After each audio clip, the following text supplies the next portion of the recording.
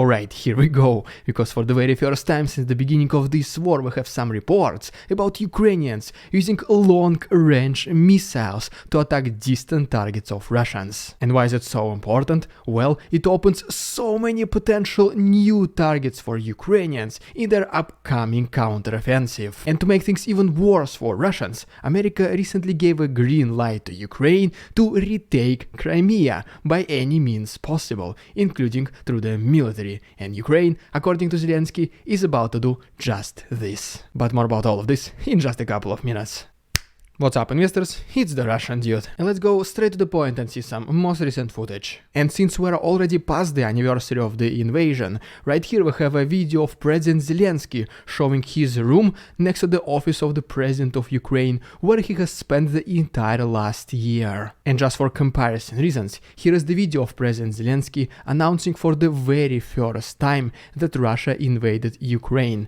And just take a look how much he changed in 1 year. And even looking at him in the suit is already very unusual. But so yes, throughout these 365 days, Ukraine received a lot of allies, and for the anniversary of the invasion, these countries showed the support to Ukraine by putting the Ukrainian flag on their memorable places. But well, there was also some kind of anniversary activity related to Russia. And as you can see right here, a destroyed Russian tank has been put in front of the Russian embassy in Berlin, Germany. But I mean, the Russian propaganda was able to even turn around this picture, and they said that the Russian tanks are once again in Germany. And well, I mean, if at this point you are not yet surprised that Russian propaganda can turn around everything to their advantage, just I guess consider liking this video and subscribing to my channel just to see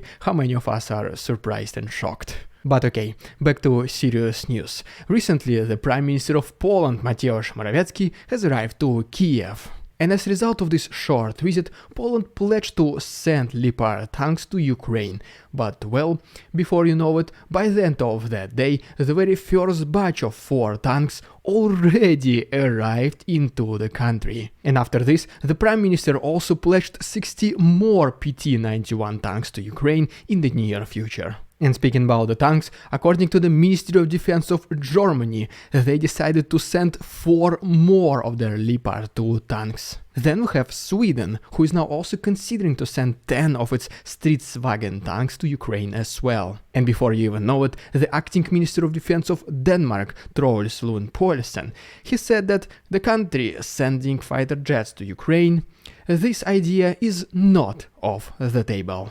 And speaking about the military planes, the United Kingdom has promised to resupply those European countries with new fighter jets if they decide to support Ukraine with their own military planes. America also got a little bit warmer towards sending their own flying machines to Ukraine, F-16s. And the country of Poland made a statement that they will be ready to train Ukrainian pilots how to use these planes. In addition to that, America announced another $2 billion military support package to Ukraine, which will include additional HIMARS missiles, ammunition, drones, minesweeping equipment, and also funding for training and maintenance. But you know what else is extremely amazing?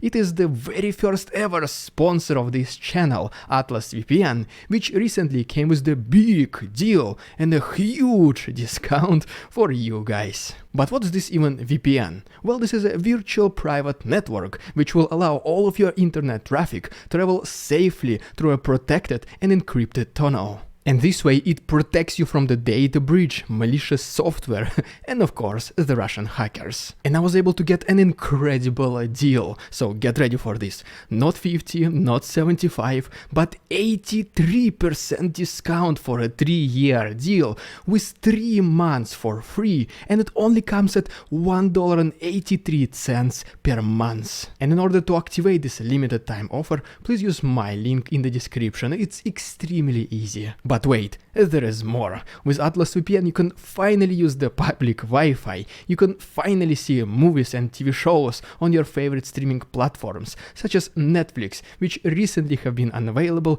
due to geolocation restrictions. And you can even find some deals whenever booking a hotel or a ticket. Just use Atlas VPN to change your country and here you go. And unlike other VPN services, Atlas VPN allows you to use it across multiple devices. And so right now, if you want to become a part of the Russian Duty VPN gang, please use my link down below. Make sure to take advantage of this limited time offer, which gives you 83% discount, 3 months for free, and unlocks all the features of safe VPN browsing for only $1.83 per month. And if you are still not satisfied, there is a 30 days money-back guarantee. Thank you so much Atlas VPN for sponsoring this video, and now back to the program. Alright, and before we talk about Ukraine successfully using long-range missiles for the very first time ever, allow me to present you just 3 quick news. The first one is that Vladimir Putin, he did not make any statements on the anniversary of the invasion. And I mean, what would he even talk about? There was not a single achievement that Russia was able to accomplish during this year. Except that Russia became the most sanctioned country in the world, and they also failed their original objective,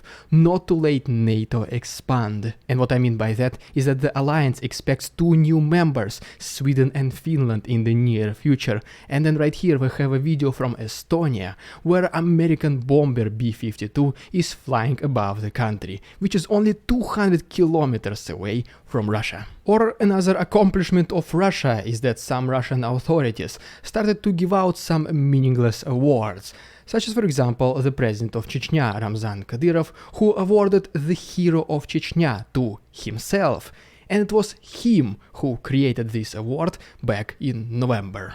Yes, just like this. The second news is that China presented its own 12 points peace plan about the situation in Russia and Ukraine, and the main question people had: did China finally select the side? The major points of this plan include that the sovereignty of all the countries must be respected, the Cold War mentality must be taken away, the hostilities must stop, and the peace talks must be resumed. Then the plan also mentions that the use of nuclear weapons is completely unacceptable, unilateral sanctions make things only worse, and that the whole world must work together towards helping both Russia and Ukraine to find common ground. And speaking about this peace proposal by China, Zelensky already commented on this, saying that this does not look like a peace plan, instead it just looks like that China just voiced its opinion. Which brings us to the third news of the day, the most recent press conference of President Zelensky. The press conference started with the minute of silence, and one of the main things that Zelensky mentioned is that if all the Western allies will be able to deliver on their promises by delivering Western military vehicles, Ukraine will inevitably win. Then he also mentioned that right now Ukraine is fighting for its independence, and there are 141 countries from the United Nations which support Ukraine. After this, President Zelensky highlighted that the very first steps of creating the International Tribunal have already started, and that this most recent visit of President Biden to Ukraine only shows that America is confident in Ukraine's winning. Speaking about the importance of the Western support, President Vladimir Zelensky said this, is that in case Ukraine loses in this war, Russia might not stop and continue its invasion throughout Europe, and then it will be your countries, your sons and daughters who will be fighting against Russia. And ultimately, the most significant statement that he made is that Ukraine is already preparing to return Crimean Peninsula by any means possible, including the military means. And we will talk about this in a little bit more details very soon. But for now, let's briefly take a look how the situation in the east of Ukraine has changed, and talk about Ukrainians successfully using long-range missiles. And so right here we have one of the first videos when the whole invasion has just started, and Russians attacked Kharkiv back on February 24th, 2022. I was able to retrieve a lot of footage from the very first days of the invasion, and I uploaded these photos and videos to my Patreon. So, according to the report by the Institute for the Study of War, Russians continued their offensive along Svatovo-Kreminna road. At the same time, recently it has been stated by both Russian and Ukrainian sources that Russians were able to fully capture Berhivka settlement. Then there are also several other reports about extremely complicated fighting in its neighboring settlement Yehidne. And according to the Ukrainian side, whenever a Russian assault group has been advancing, Ukrainians were able to destroy them using artillery fire. Going down to Bakhmut, Ukrainians reportedly were able to destroy a temporarily Russian military base to the east of this city. But unfortunately, the situation to the north of Bakhmut deteriorated recently, and as you can see right here, Russians were able to capture some land. And then, as you go even more to the south, as you can see, Russians were able to advance closer through Krasnogorivka, and then at the same time they're able to advance to the west of Vodyane. And then right here is the video from the area around Mariupol, and as you can see, some missiles have been spotted flying by. Approximately 11 loud noises have been reported a couple of days ago, and then 3 more have been reported the next day. And according to the advisor to the mayor of Mariupol, Pyotr Andrushenko, Ukrainians have been precisely targeting Russian military bases. In addition to that, the ammunition depot in the Mariupol airport has also been destroyed, potentially also damaging several S-300 missile systems. And just for comparison reasons, Mariupol, as you can see, is pretty far from the front lines, which basically means, also according to the advisor to the mayor, probably Ukraine was attacking using long-range missiles, and this is recorded to be one of the first attempts, successful attempts of them doing this. The same day, similar attacks have been reported deep inside Donetsk region, and according to the military experts, they say that potentially these might have been GLSDB missiles. And the range of these bad boys is approximately 150 kilometers or approximately 95 miles. As for now, it has not been yet officially announced that Ukraine is using this munition, but looks like they do. And probably why it has not been announced is to make the element of surprise for Russians. Even Natalia Gumenyuk also hinted us that right now Mariupol is no longer out of range for Ukraine. And then according to the Secretary of the National Security and Defense Council of Ukraine, Oleksiy Danilov, Ukraine can attack as deep as 100 to 150 kilometers away, and potentially in the future even deeper. And ultimately, according to the Commander-in-Chief of Ukrainian Forces, Valery Zaluzhny, Mariupol will be liberated this year. This is one of the first recorded cases of Ukrainians successfully using long-range missiles, and the biggest importance of this is that in case this is true, it unlocks new potential targets for Ukraine, including Crimean Peninsula. And to make things even more devastating for Putin, according to the deputy of the Secretary of the State of the US, Victoria Nuland, America gave the green light for Ukraine to retake Crimea by military means. What they basically said is that the US fully supports Ukraine